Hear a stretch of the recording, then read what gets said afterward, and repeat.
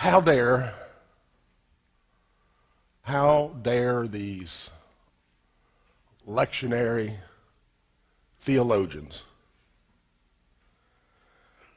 begin our happy season with such a terrible scripture text? After all, this is a time of giving and getting, of peace, of hope, of joy, and eggnog. This would be like talking about death at Easter. Who wants to talk about death and dying at Easter time? You know, we kind of get all antsy and befuddled with the Lenten season when it talks about suffering and death. We want to get it out of the way, and we want to go right over the cross and Good Friday and get right to that empty tomb and those Cadbury eggs. Yeah, we want comfort. We want affirmation. We like confirmation. We don't like to hear and see things that are discomforting. Smooth sailing is what we like. We like a constant breeze in our sails. We want the road smooth. No speed bumps. No potholes. No curves. We like it straight. We want to lose weight with no exercise. Right? We want that prize at the end of the trail with no participation. After all, we're entitled, aren't we? Aren't we entitled? Don't these lectionary people know they are a killjoy? They're robbing us of what we like, what we want. They're spoiling our good cheer right off the bat in this first Sunday in Advent. However, what if Christmas should be about more than just tinsel and multicolored lights? What if it should be more than ribbon and shiny paper? More than fruitcake and eggnog? If Christmas is about Jesus and not Santa Claus and Rudolph, then maybe these lectionary keepers are onto something important. Maybe they're pointing us to a significant spiritual event. Maybe keeping Christ in Christmas is more than just saying Merry Christmas over and against Happy Holidays. Maybe keeping Christ in Christmas is more than rubbing out the X and just writing in the Christ. For you see, the first Sunday in Advent points to that day when all the lights go out and the one who came as a baby into this fallen world will return not only to complete history, but to judge it. Judge it. This little apocalypse, as Martin Luther called it, is certainly not the kind of story that puts smiles on children's faces and gives us warm and fuzzies. The night before Christmas, when Dad rises to the clatter of 8 tiny reindeer, is much more comforting than this text. This text won't put twinkle in the eyes of the thought of elves working in some shop making gifts for girls and boys. It is, however, extremely important for us. For a Christmas driven by materialism and consumerism, for a Christmas that's driven by materialism and consumerism, it makes no sense at all to turn down the wattage of the lights and soften the merriment and put the secular Christmas songs into a whisper tone. For that is counterculture. And it's not what we've grown up with now. It's not what we're comfortable with. It's not what we've come to expect and enjoy. We've come to expect tired eyes and droopy shoulders of cashiers and sales reps. We've come to appreciate the long lines, the pushing and the shoving, the blaring horns. In a strange sort of way, it's actually comforting to be involved in all that. Because the hustle and the bustle, the ringing and the clatter and the horns cover up the sound of that little baby crying in that backwater town of Bethlehem. The baby that calls us to much more and demands much more out of us. That's why for many Holy Night has no more meaning than rock around the Christmas tree. Tchaikovsky's Nutcracker will win over God's cosmic play every time. We want a Christmas that is a single event. One we can take out of the closet, open up the boxes, set it all out, enjoy it for a couple of days, put it back in the box, and stick it away back in the attic. To have Christmas with us year in and year out is disturbing. And we want it to comfort us for a day or two and just go away and let us focus on something else. But it shouldn't be that way for citizens of the kingdom, you and me. We should see Christmas for what it is. It's not a materialistic consumer event. It's a spiritual event. It calls us away from those very things.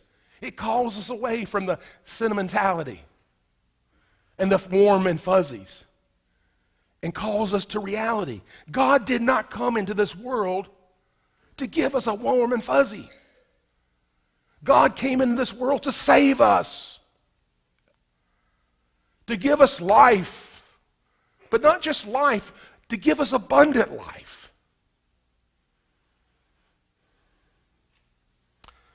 The child that coos in that stable amidst the stench of those barnyard animals came into this world to transform our lives, to change us.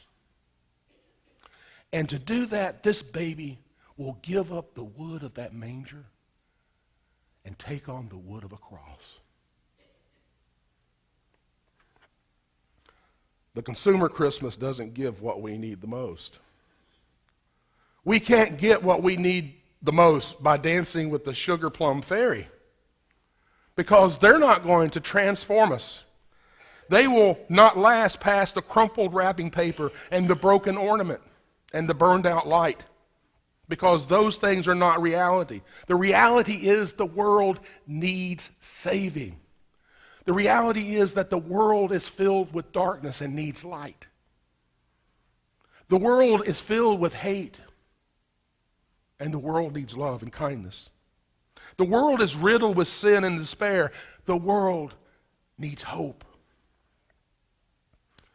God came into this world to offer what it needed most.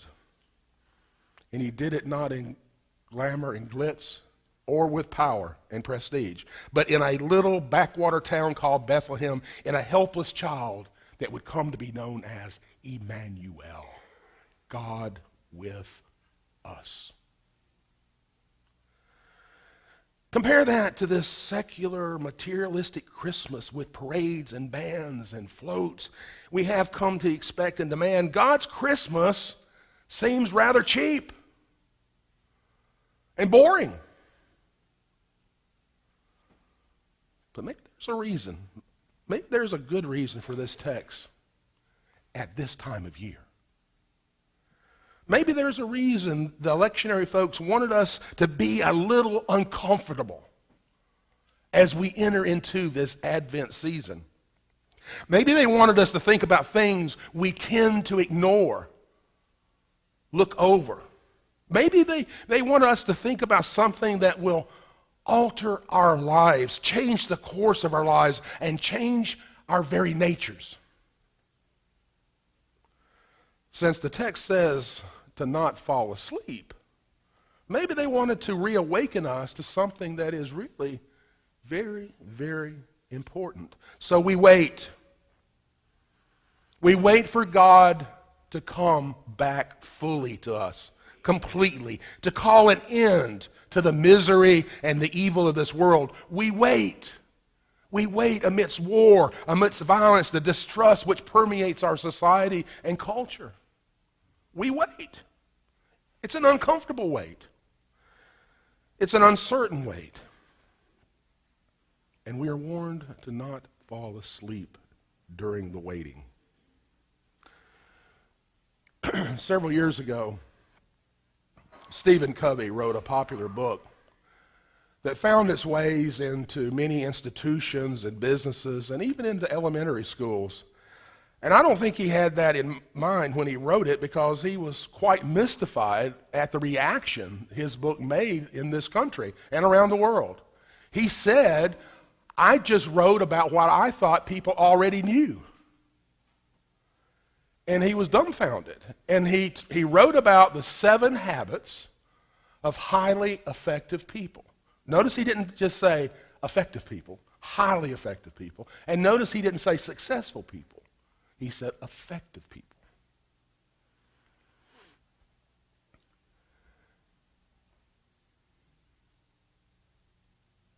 The second habit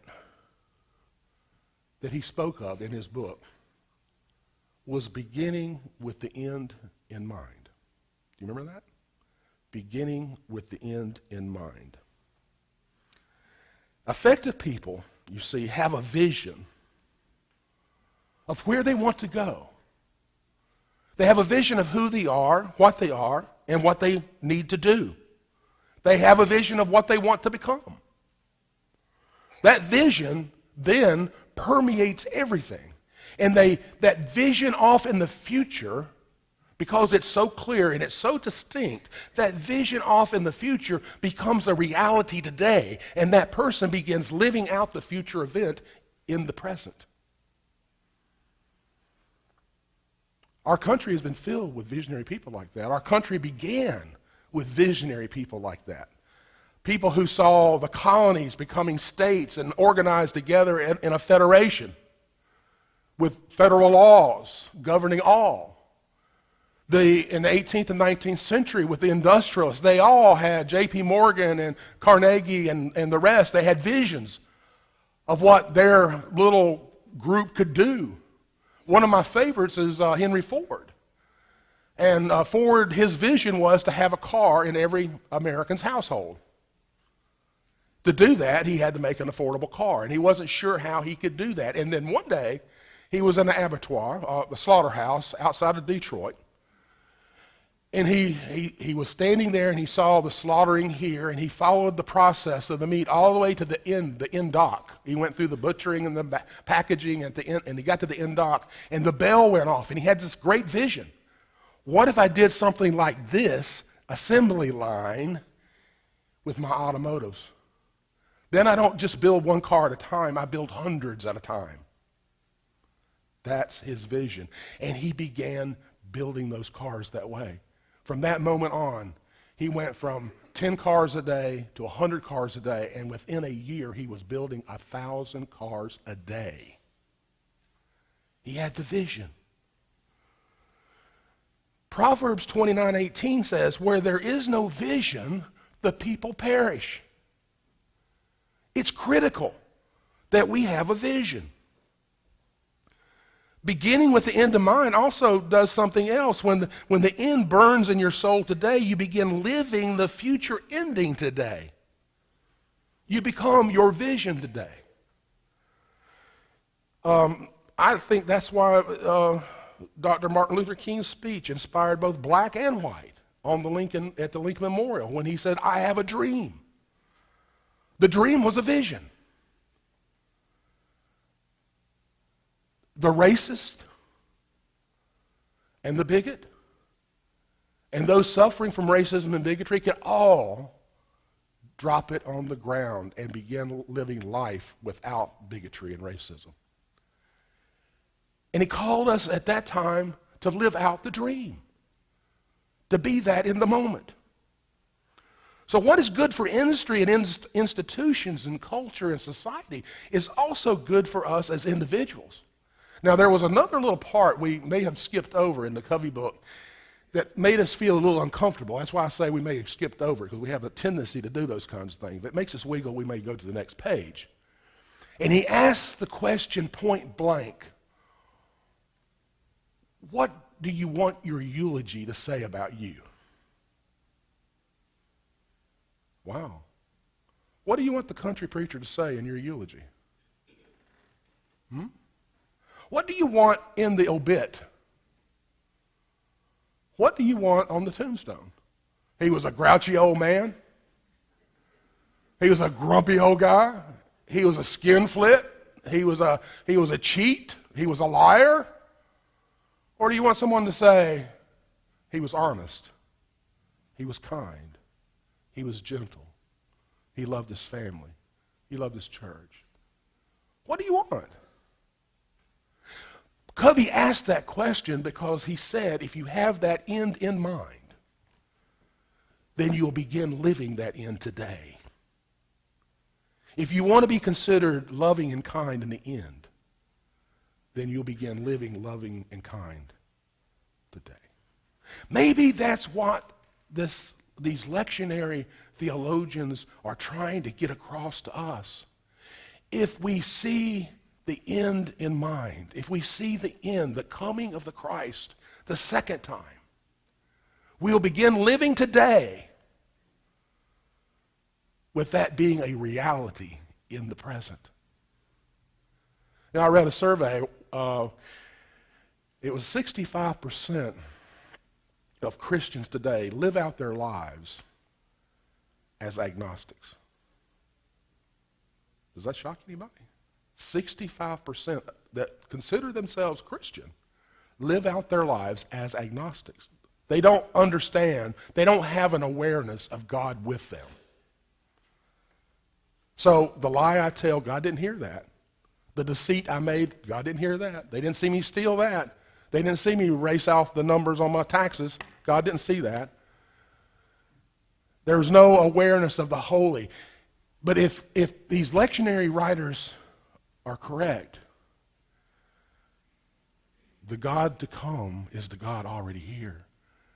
The God to come is the God that already came. And the God that already came in Emmanuel is here with us in this moment. Maybe that's why they have us dealing with this very difficult passage the first Sunday in Advent. Maybe those lectionary knuckleheads were not that far off.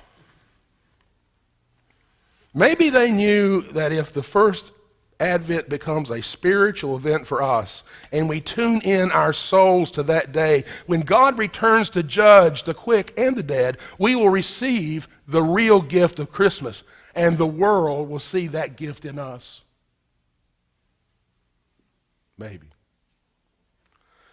So this text calls us to look far beyond the creech, to comprehend past the manger and the swaddling clothes, to grasp something beyond an overfilled Bethlehem teeming with disrupted humanity, to perceive what was, what is still to come. You know, the King of Kings, the Lord of all lords, returning to a world that either rejected him and gone its own way, or accepted him and remained loyal and committed to him and done the spiritual work of the kingdom. To see the future when light overcomes darkness and good eradicates evil, to be molded by that vision today and live it out faithfully in our lives. There's plenty to be done while we wait. Plenty to do. We are to live out the future kingdom in the present day. Yes. Christ has come. Christ has come. And Christ will come again. Now go. Go. Go. Make God's love a reality. Amen.